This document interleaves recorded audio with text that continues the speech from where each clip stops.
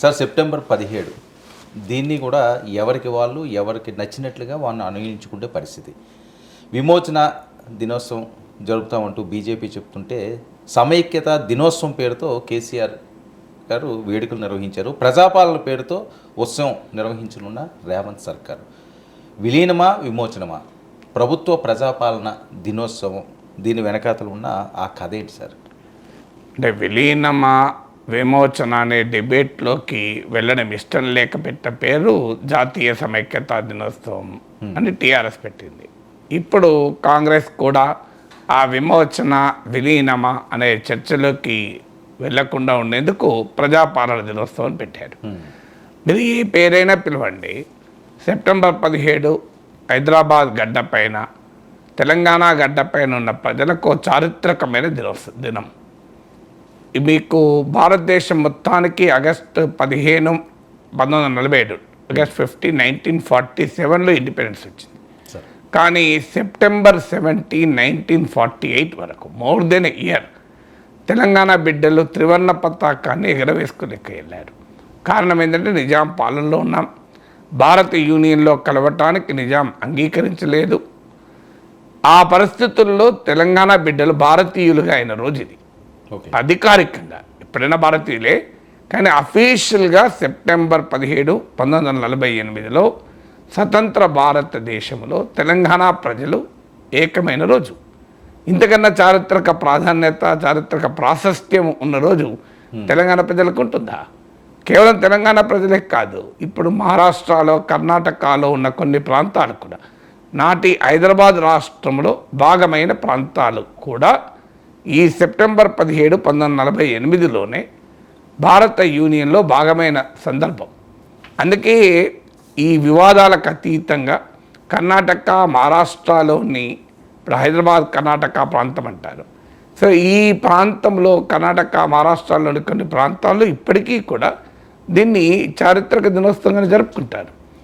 దౌర్భాగ్యం ఏంటంటే మన దగ్గర ఈ రాజకీయాల వల్ల, అంటే చరిత్రను సమకాలీన రాజకీయ భాష్యాలతో చూసి, వక్రీకరణలతో చూసి ఈ హిస్టారిక్ డేను తెలంగాణ ప్రజలకు లేకుండా చేసుకున్నాం.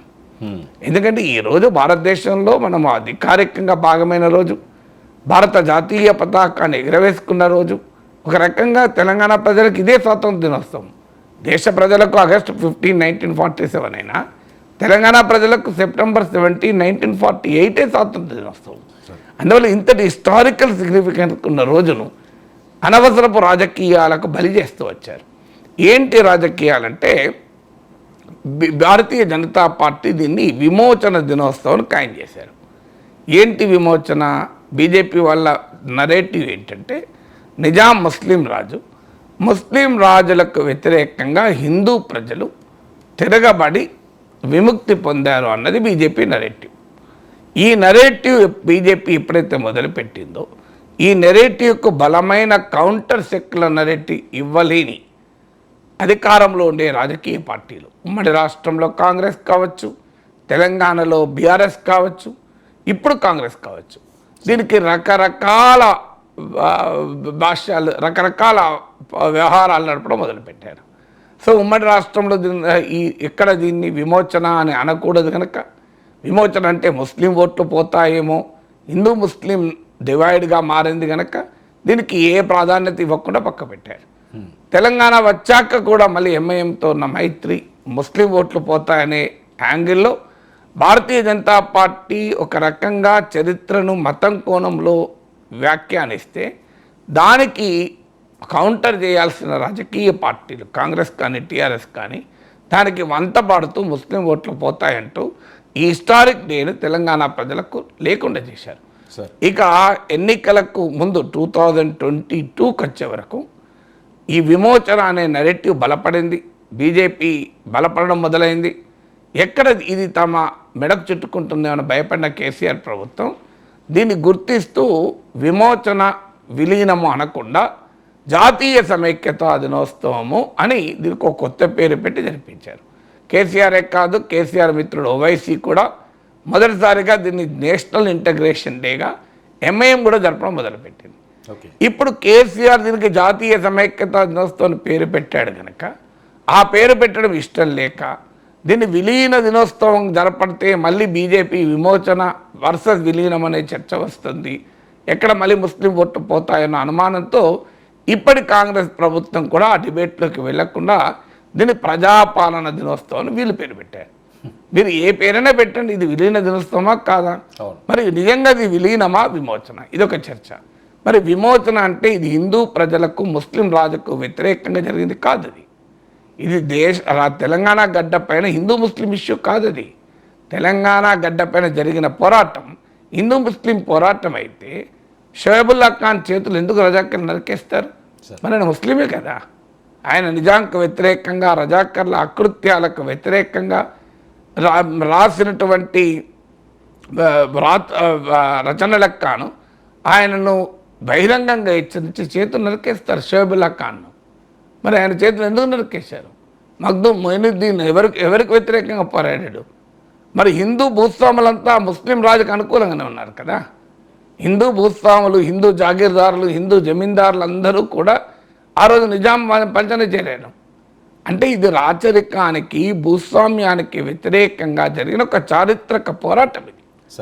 సో రాచరికానికి భూస్వామ్యానికి వ్యతిరేకంగా భూమి కొరకు, భుక్తి కొరకు, వెట్టి చాకిరి నుంచి విముక్తి కొరకు జరిగినటువంటి ఒక మహత్తర ప్రజా పోరాటం ఇది.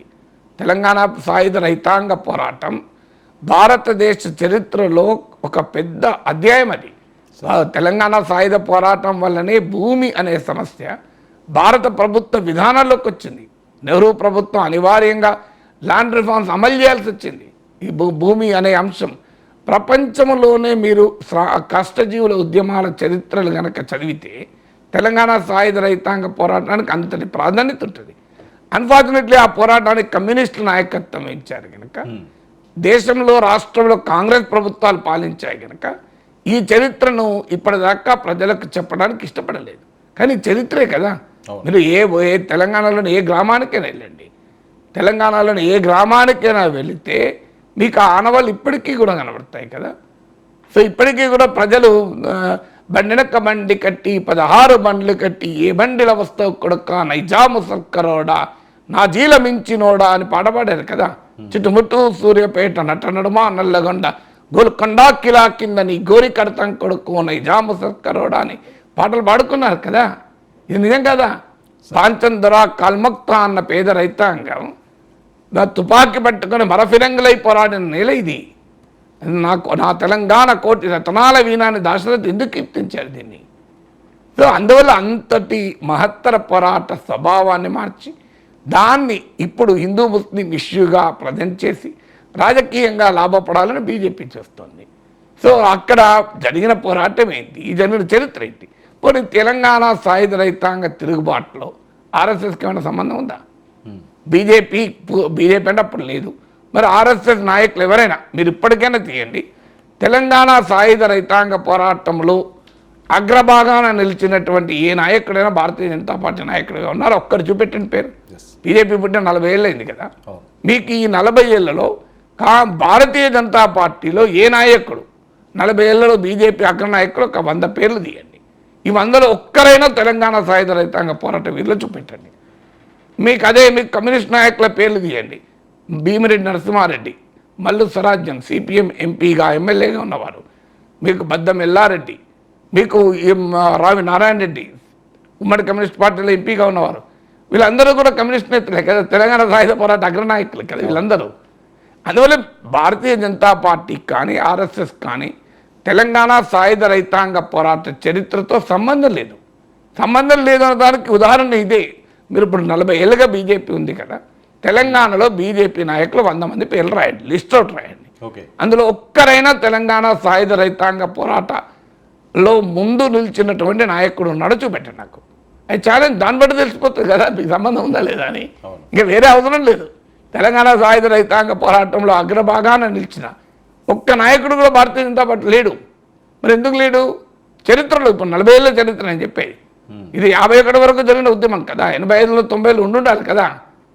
మరి నిన్నమొన్నటి దాకా మల్లు స్వరాజ్యం గారు ఉన్నారు కదా, నిన్నమొన్నటి దాకా భీమిరెడ్డి నరసింహారెడ్డి గారు ఉన్నారు కదా, రావినారెడ్డి చాలా కాలం ముందు పోయారు. సో అందువల్ల దీనికి ప్రశ్న ఏంటి అంటే తమకు సంబంధం లేని చరిత్రను తమ రాజకీయ దృక్పథంలో ఇమిడ్చుకోవడానికి భారతీయ జనతా పార్టీ చేస్తున్న ప్రయత్నం ఇది. అప్పుడు నిజాంకు వ్యతిరేకంగా కమ్యూనిస్టులు తెలంగాణ సాయుధ రైతాంగ పోరాటాన్ని నడిపారు, స్టేట్ కాంగ్రెస్ పోరాడింది, ఆర్య సమాజ్ కూడా పోరాడింది రజాకర్లకు వ్యతిరేకంగా. కానీ భారతీయ జనతా పార్టీ సంబంధం లేదు, ఆర్ఎస్ఎస్ సంబంధం లేదు, ఎక్కడా కూడా సంబంధం లేదు. సో అందువల్ల దీన్ని విమోచన ఉద్యమము అని చెప్పడం ద్వారా దీనికి ఒక మతపరమైన కోణం ఇవ్వడం. ఈ పోరాటం తెలంగాణ బిడ్డలు జరిపిన పోరాటం రాజు ముస్లిం కావచ్చు, ప్రజలు హిందూ కావచ్చు, దట్ ఈస్ ఓన్లీ ఇన్సిడెంటల్. రాచరికానికి వ్యతిరేకంగా, భూస్వామ్యానికి వ్యతిరేకంగా, రాచరికానికి అండగా ఉన్న భూస్వామ్యానికి ప్యాటర్నైజ్ చేసే రాచరికానికి వ్యతిరేకంగా జరిగిన పోరాటం. మరి భూస్వాములు హిందువులే కదా అప్పుడంతా. సో ప్రతి భూస్వామి హిందూ, ముస్లిం భూస్వాములు కాదు. ఈవెన్ రజాకర్లలో కూడా ముస్లిమేతరులు ఉన్నారని తెలంగాణ చరిత్రకారులు రాసిన అంశం కదా. సో రజాకర్ల అకృత్యాలకు వ్యతిరేకంగా జరిగిన పోరాటం ఇది. చాకలి ఐలమ్మ ఎవరి కొరకు పోరాడింది? ఏ మతపరమైన పోరాటం అని చాకలి ఐలమ్మ? చాకలి ఐలమ్మకు మద్దతుగా వచ్చింది ఎవరు? భీమిరెడ్డి నరసింహారెడ్డి, వీళ్ళే కదా చాకలి ఐలమ్మ మద్దతుగా నిజాం సైన్యాలతో పోరాడటానికి ముందుకొచ్చింది. ఇది కదా హిస్టరీ. ఈ హిస్టరీని మర్చిపోయి మీరు చాకలి ఐలమ్మ చరిత్ర చదవండి. సో వీళ్ళందరినీ ప్రస్తుత నాయకులు కోఆప్ట్ చేసుకొని తమ తమ రాజకీయ దృక్పథాలతో పెట్టడం కరెక్ట్ కాదు. ఇక ఇది నిజమైన విమోచన అయితే పోనీ హిందూ ముస్లిం పక్కకు పడదాం. నిజాం నుంచి విముక్తి పొందడానికి విమోచనే జరిగి ఉంటే, పోలీస్ యాక్షన్ జరిగి ఉంటే, ఎందుకంటే సర్దార్ పటేల్ నాయకత్వంలో పోలీస్ యాక్షన్ జరిపి నిజాం నుంచి విముక్తి కలిగించారు, విమోచన కలిగించారని బీజేపీ వాదన. సర్దార్ పటేల్ నాయకత్వంలో పోలీస్ యాక్షన్ జరిగింది. ఎప్పుడు జరిగింది?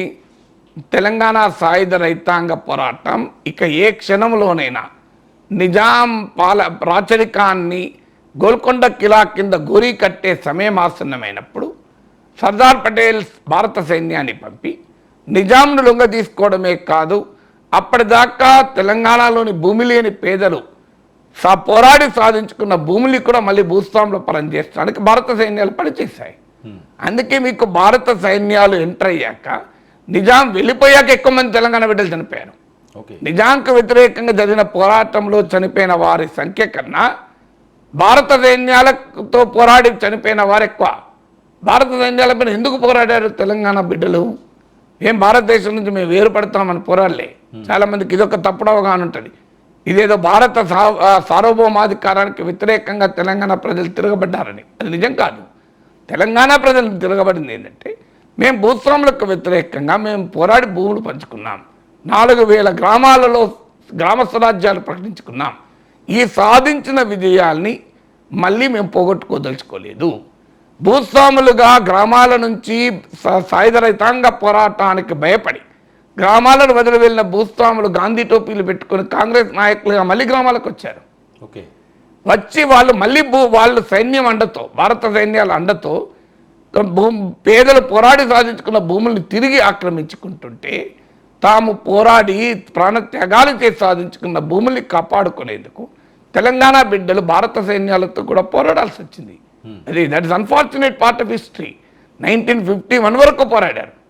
అందుకే తెలంగాణ చరిత్ర సాక్ష్యం కదా. రావినారాయణ రెడ్డికి మొదటి పార్లమెంట్ ఎన్నికల్లో జవహర్లాల్ నెహ్రూ కన్నా ఎక్కువ ఓట్లు వచ్చాయి. జవహర్లాల్ నెహ్రూని మించిన మెజార్టీ వచ్చింది నల్గొండ నుంచి పోటీ చేసిన కమ్యూనిస్ట్ నేత రావినారాయణ రెడ్డికి. ఎలా వచ్చాయి మరి? తెలంగాణ మొత్తం స్వీప్ చేశారు కదా అప్పుడు హైదరాబాద్ రాష్ట్రంలో. సో ఎలా సాధించగలిగారు మరి?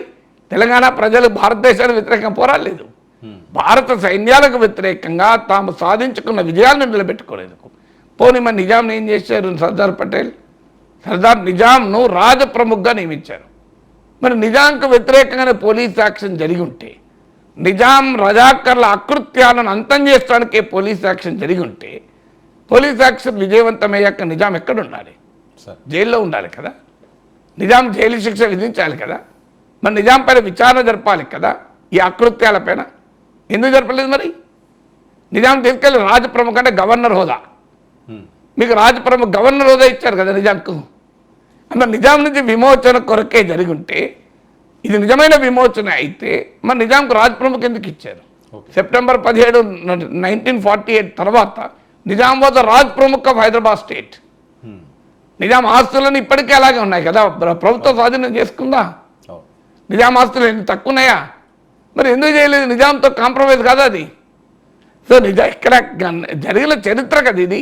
నిజాం ప్రముఖగా ఎందుకు ఎందుకు ఎందుకు నిజాం రాజు ప్రముఖగా పెట్టారు? పోనీ భూస్వామ్యం ఏమైనా పోయిందా? పోనీ ఇది విమోచన అని అనుకోవాలంటే రాచరికం పోయినా రాజు మళ్ళీ రాజు ప్రముఖ రూపంలో ఉన్నాడు, మళ్ళీ భూస్వామ్యం పోలేదు, మరి విమోచన ఎట్లవుతుంది? ఇది తప్పనిసరిగా విలీన దినోత్సవం. భారత యూనియన్లో తెలంగాణ విలీనమైన ఒక గొప్ప దినం. స్వతంత్ర భారతదేశ పౌరులుగా రాజ్యాంగరీత్యా తెలంగాణ బిడ్డలైనటువంటి ఒక చారిత్రక దినోత్సవం. దీనికి విమోచన అని పేరు పెట్టి దీనికి ఒక రాజకీయ భాష్యాన్నిచ్చి దానికి మళ్ళీ అది ఎక్కడ ముస్లిం ఓట్లు పోతాయని పాలక పార్టీలు దీనికి భయపడి వ్యవహారాన్ని జరపడం కదా. ముస్లిం ప్రజలకు నిజాంకి ఏం సంబంధం? ముస్లిం ప్రజలకు నిజాం రజాకర్లు అందరూ ముస్లిం ప్రజలంతా రజాకర్లా? ఏం చెప్పదలుచుకున్నారు మీరు? సో ముస్లిం ప్రజలందరూ రజాకర్లకు కారు కదా, మరి రజాకర్లకు వ్యతిరేకంగానే కదా పోరాడింది. షాబుల్లా ఖాన్ ఇంతకుముందు ఉదాహరణ ఎందుకు చెప్పాడు మీకు? అందువల్ల మీకు ఇది ముస్లింలు కూడా రజాకర్ వ్యతిరేక పోరాటంలో నిజాం వ్యతిరేక పోరాటంలో ఉన్నారు. అందువల్ల దీనికి ఒక రిలీజియస్ క్యారెక్టర్లో దీని భాష్యం చెప్పేటువంటి ఒక ప్రయత్నం భారతీయ జనతా పార్టీ చేస్తే, లౌకిక పార్టీలుగా చెప్పబడే రాజకీయ పార్టీలు పాలక పార్టీలు కూడా ఆ భాష్యానికి భయపడి దీనికి ఈ చారిత్రక దినోత్సవాన్ని తెలంగాణ ప్రజలు లేకుండా చేసి దీన్ని రకరకాల పేర్లు మార్చి జరపడం. ప్రజాపాలన దినోత్సవం జరపడాన్ని తప్పని నేను అంటలేదు, జరపచ్చు, అభ్యంతరం ఏం లేదు. నువ్వు ప్రజాపాలన దినోత్సవం అన్నా జాతీయ సమైక్యతా దినోత్సవం అన్నా ఖచ్చితంగా ఇది విలీన దినోత్సవం. ఆ విలీన దినోత్సవం అనదలుచుకోక రకరకాల పేర్లు పెడుతున్నారు. ఏ పేరైనా పెట్టండి, అల్టిమేట్గా భారతదేశంలో భాగమైన హిస్టారిక్ డేకు ఏ రూపంలో పేరు పెట్టి ఏ రూపంలో జరుపుకున్నా మంచిదే కదా.